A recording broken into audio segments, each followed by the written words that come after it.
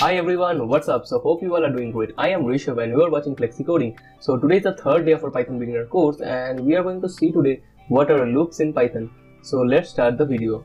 Okay, so there are basically two types of loops, for loops and while loops. Today we are going to see only the for loop because it's a bit lengthy part. So while loop we will see in the next video. So wait for it, and today we are going to see for loop. So what are loops? Loops are basically like if you want to perform some tasks repeatedly and by giving some statements, and after executing the statements it will perform the looping part, and after that it will execute it when the statement is false.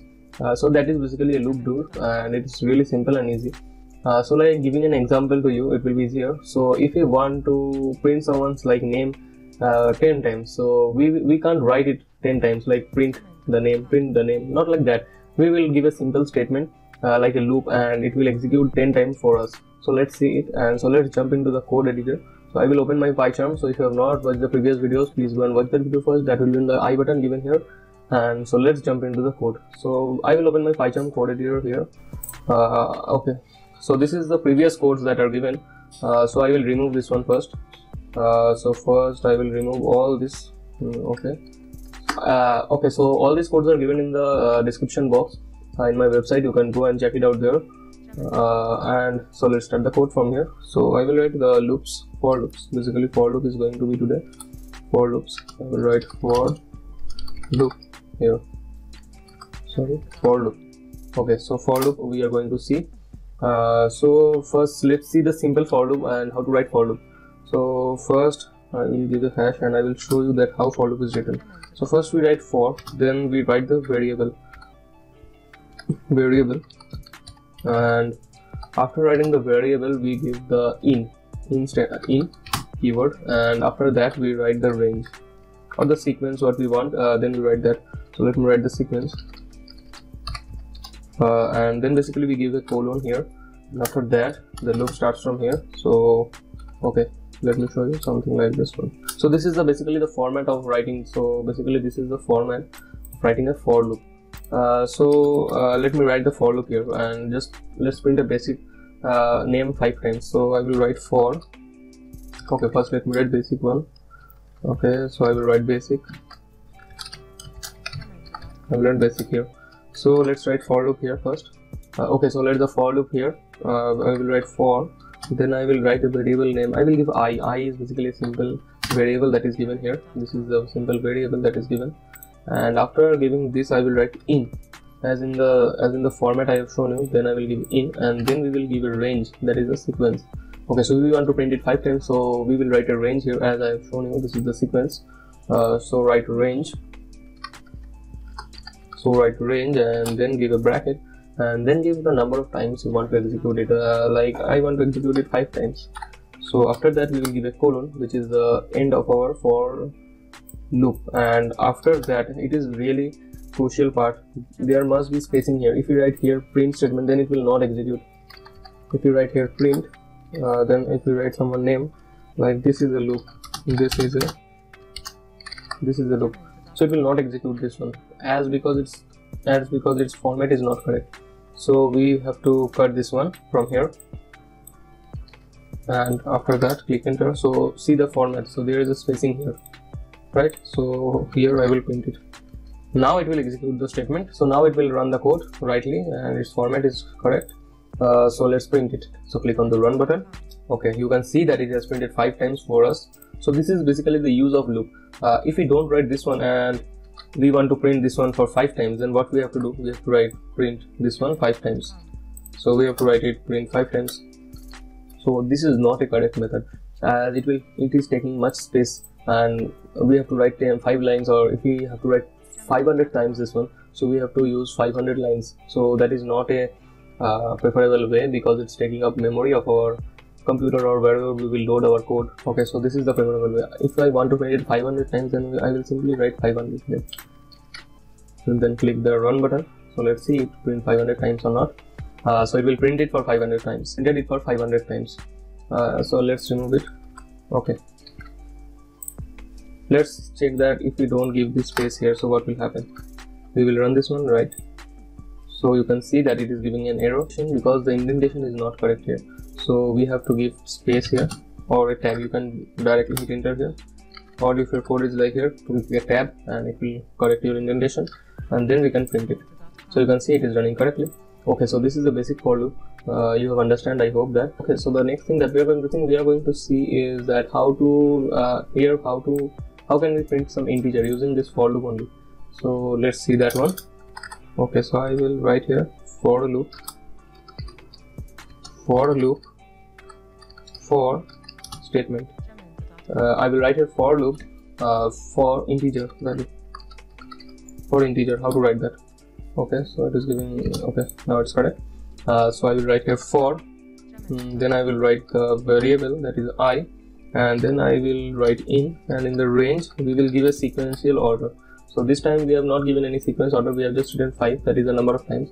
But now we will give a sequence order, like I want to start from 1, and then I will give a comma, then I want to take the value of I. This is the value of I that will be given, so I want to take it from 1, start the loop from 1, and then we will end it till 6. So it will run 5 times as it is starting from 1, and each time I want to increment its value by 1. So I will write here plus 1. So it will increase the value each time by 1. So that means the loop will run 5 times here. Means the first case what will happen. Okay, so let me write the print first. So I will write print, then I will write I here. So that is a variable that I have declared here. I am writing it here only. So the first thing that will happen is when I is 1, as I have given here, from it will start from 1 and it will end at 6. So the first thing that will happen, the value of I will be 1 at the beginning, then it will go inside this loop, then it will print the I, that is 1, then it will come out of the loop, and then it will go again in the loop. So then at the next time, as I have given an increment here by plus 1, so it will be 2, and then it will go again inside this loop and it will check that it is less than 6 or not. So it will be less than 6 only, as 2 is less than 6. So the condition is right, but it will enter inside the loop and it will print I. The value of I is now 2, so it will print 2, and it will print 1 to 5 for us. So let's check it. So I will hit the run button. So let's run it. So okay, you can see that it has printed 1, 2, 3, 4 and 5, and so this is how our print statement works. Inside a loop we can print the variable which we have declared here. Basically it is a simple for loop. We can say this is a simple for loop. So now what we are going to see is that how to use for loop for strings, for tuples, for dictionary. So these are different types of literals that I have shown you in the previous video, that what are strings, what are literals. So let's see how to use for loop for them, like how to use for loop for a string. Okay, so the next thing that we are going to see, that how to use for loop for a string. So I will write here for loop for a string. So I will use a for loop for a string. So let's see what is a for loop for a string and how to write a string in for loop. So I will declare a variable simply like n from, and I will give a value like something like flexicoding. Let's give flexicoding, as it is our website name and our channel name. So let's give flexicoding. Okay, so it is okay, right? So I have taken a string value inside a variable, that is n, and now I will write a for loop. I will declare a variable here I, that is I, and what we will do, we will write in then, and then we will write like if you want to work with the index, that is, or we can simply write in, that is the string that is declared here, and we can write it here simply, that is the variable name, and then we can print it simply, print n or print I. So what will happen? So the string is here, it will be declared here, and it will extract every time from this string, the index. So first it will extract f, then it will extract n, l, then so on, and it will be printing that thing. So let's check it. So let's run the code. So click on the run button. So you can see that it has printed flexicoding, right? So each and every word is being printed like the previous one. We have seen the integer part. So this is how we can declare for a string the loop. And so now we will see another method is there for writing the loop. So let's see that one, that how we can write the for loop for a string in a different method. So we write method 2. We will write here method 2. Okay, so what is method 2? So we will simply declare a string like that only. So let's copy it from here, ctrl C, ctrl V. So let's copy it from here, and then I will write here for, then I will write here a variable I, and then I will write in, and then what we will do, we will write like range, like the previous one. We will write a range, and then we will calculate the length of this one, the length of the string that is given. So I will write len, then I will give a bracket inside it, then I will write the n, that is the variable we have declared the string here. Then I will write colon here, then I will write here a print statement which will print for us, and what we want to print. So what do we understand from here? Okay, so we will write n, then I am writing here a flexicoding, that is the string value given to the variable n. Then I am writing the for loop here for, that is I, that is a variable declared in the range of length of n, that is the length of this string. What is the length of this string? String is 11, it will be taken here in the length value, so it will run 11 times. So this is the simple thing. If we print here I, so it will not be printing flexicoding, it will be printing 1 2 3 4 and 5 till 11. So let's see it. Okay, so you can see that it has printed from 0, that is the first index is always 0 of any string variable or any array. We know that the first one is always 0, so it has printed till 10, but the loop has run till 11 times. Okay, so now our string is completed, that is a for loop for writing a string. And so now we will see that how to write a for loop for a tuple. So I have written here a for loop for a tuple, so let's see how to write. Okay, so it is like simple like the string only. So I will declare first a variable and I will give a value of tuple inside it. So let's declare a variable that is n, and I will give a value for tuple. We write tuple in first bracket, so remember it. So first thing that I want to give is like how, then I will give a comma, then I will write 2, and after that we will write code, how to code. So how to write a code. Okay, I have declared a tuple here. So next thing we will do, we will be writing a for loop. So the next thing we will do is we will be writing a for loop, and we will see that how we can implement this tuple inside that one. So I will write here a for, then I will write a variable name that is I only, then I will write inside the range of this tuple. So I will write the sequence of this n, that is simply I will write the n, and the loop will understand that I am wanting to write this one, the index, and I will here print the, what I will print, I will print the I, that is this one. So what will happen here, it will be going inside the tuple and it will check how many things are given inside this tuple, and according to that it will print.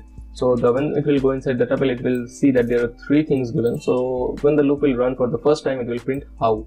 Its index is 0, so it will be printing how first, then it will be printing 2, and after that it will be printing the code. So this is how the tuple works. So let's run this one to see it. So click on the run, and so you can see that it has successfully printed that how to code. Okay, so our for loop for our tuple is correctly done. So we have seen that how to write for loop for a string, how to write for loop for integer, how to write for loop for a tuple. Okay, so the next thing that we are going to see is that how to write a for loop for a list. I have already shown you what is list, so you can go and check it out. And so let's write the for loop for a list, right? Okay, so I will write here for loop for list. Okay, so for loop for a list, how to write it? So it is really simple, like the tuple one and the string one. We will declare first a list, and then we will integrate it with the for loop. So let's first write the tuple. So let's first declare the list here. So I will write the simple name n, and I will declare a list. List is always written in third bracket. Remember it. So I will declare it like how to code only. How. Okay.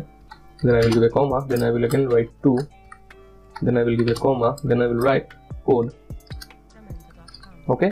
So our list is declared here, and then we will do. Then we want to write a for loop for this one. So I will write for, declare a variable I, and then I will write inside this list. So I will write here n simply, and let's print this one, and I will write a, so let's write a print statement here, and I will be printing I here. So let's write I. Okay, so what will this code do? So this code will be will do is it has taken a list inside a variable n, and then it will be printing the list fully as inside the for loop. First it will print how, then it will print 2, like the previous one as I have shown in the tuple. This is really simple part, so you can understand it. So let's run it. So I will hit the run button. Okay, so you can see that it has printed how to code. This is the list. Okay, so we have learned how to write a for loop for list, tuple, string, integer, all these things. So the next thing that we are going to learn is how to write a for loop for a dictionary. Dictionary I have already taught you, so you can go and check it out in my video. it has been shown in the first video of Python beginner course, so you can go and check it out. So what we are going to see is for loop for a dictionary. So let's write for loop for a dictionary here. For loop for a dictionary. For loop for a dictionary. Okay, so how to write a for loop for a dictionary? Okay, so it's like simple like the previous one. We will declare a variable, and inside that we will declare a dictionary, and after that we will write a for loop and we will just print it. Okay, so first declare a dictionary here. Okay, so there are basically two methods which we can do. So the first method I am showing you, like I will write method 1.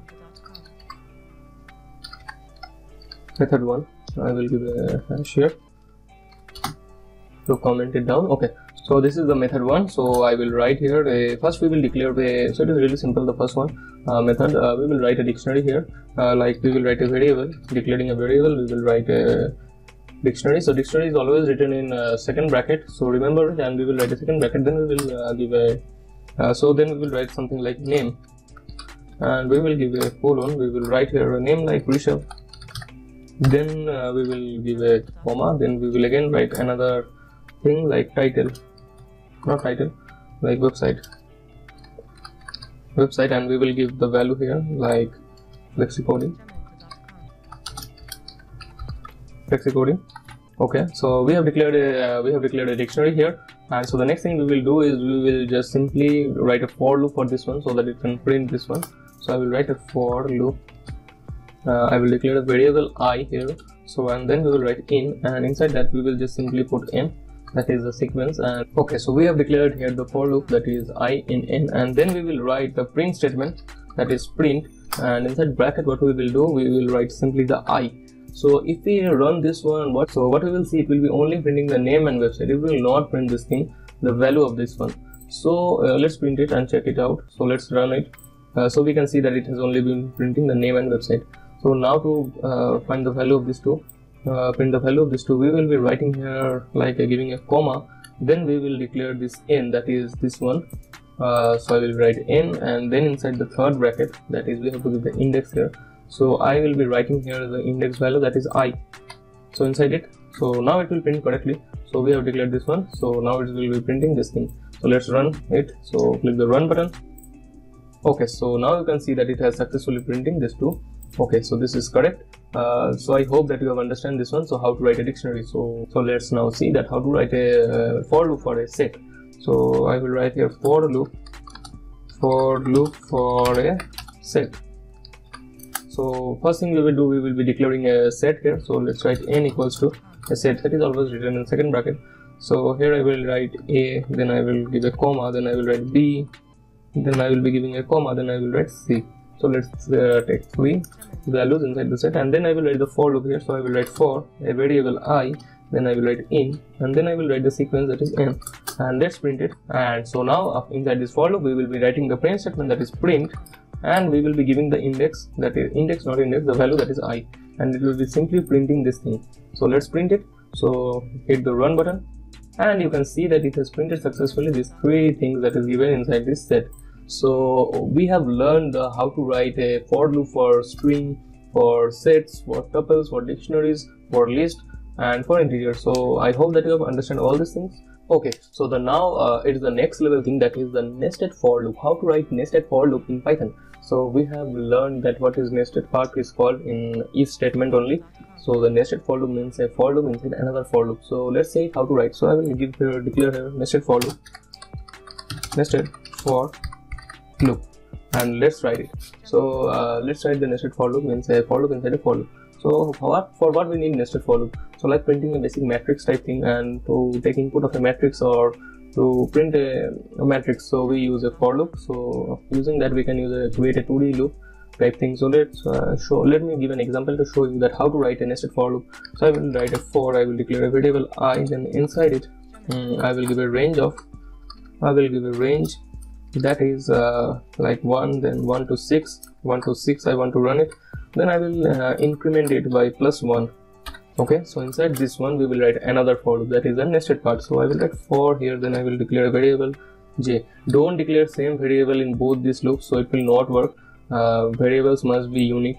So to declare it, we will write here j, and then I will write in, and then I will write range here also, and then I will also write 1 comma 6 comma plus 1.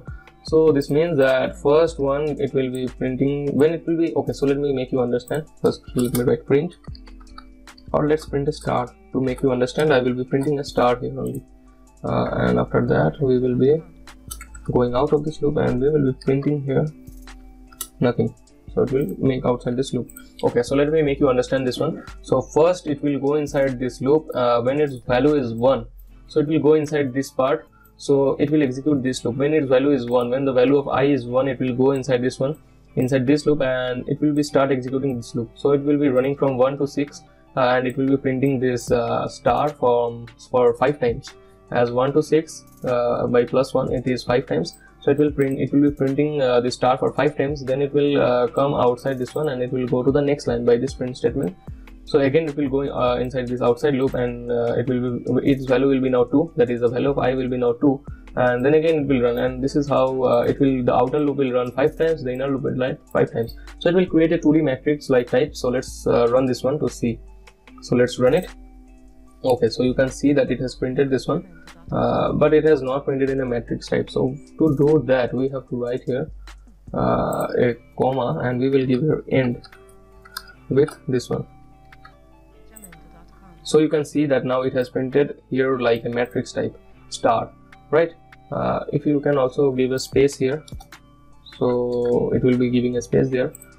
So you can see that it has printed some space there. So this is how we can declare a 2D array type things in a for loop, by using a for loop. Or you can take input also from here by declaring an array here, and by taking inputs from the user here. So this is the use of for loop. Okay, so we have understand that how to write a nested for loop and what are the uses of nested for loop. So let's print a sequence then.